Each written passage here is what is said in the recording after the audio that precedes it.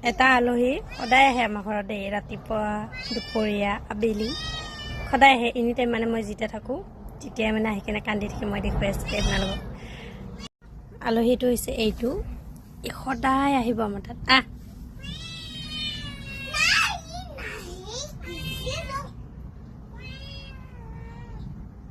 এনেকৈ আহিকে কান্দি থাকিব যেহেতু বনৰীয়া হয় মানে তাইক হাতেদি লাৰা নাই তো ই মানে অলপমান ভয় খায় আৰু মোৰো ভয় লাগে মানে ক'ৰবাত কামুৰি দিব বুলি বিস্কুটটো দি আহিলোঁ তুমি নাহিবা মা দূৰত থাকা খাব দে এটা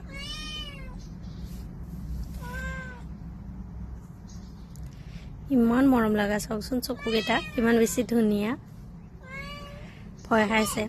তুমি নাহিবা মা তাক আহি কিনে খাব দিয়া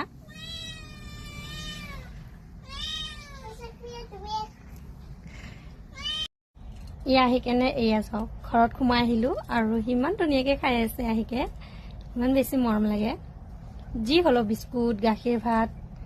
আৰু মানুহজনে কি কৰিছে না মানে ই আহি কেনে সদায় কান্দি থাকি যে তেখেতে এখন কাঁহী দি থৈ দিছে এইখন কাঁহীখন দেখুৱাই আছোঁ এইখন কাঁহী এখন থৈ দিছে তাতে মানে ইয়াক গাখীৰ ভাত দিয়ে আৰু তেতিয়া গাখীৰ ভাতখিনি মানে গাখীৰখিনি বৈ নাযায় পৰি নাযায় ধুনীয়াকৈ খাব পাৰে তো বিস্কুটটো এনেকৈ মাতি দিলেও হয়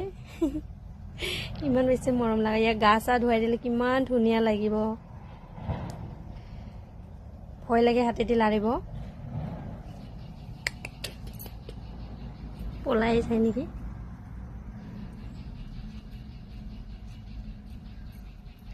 পলাই যাব বুলি ভয় লাগে দেই মোৰ লাৰিবৰ কাৰণে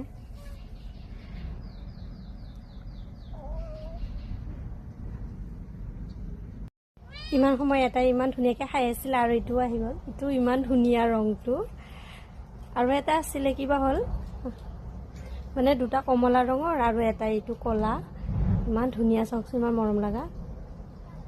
তো এটা পোৱালি তাৰমানে অহা নাই দেৰিকৈ আহিব সদায় আহি কিনে কান্দি থাকিব মানে খোৱা বস্তু দিব লাগে আৰু ইহঁতক গাখীৰ ভাত সুদা ভাত দিলেও কিন্তু খাই কেতিয়াবা ভোক লাগি থাকে নেকি আৰু এই বিস্কুট ইমান ধুনীয়াকৈ খাই আছে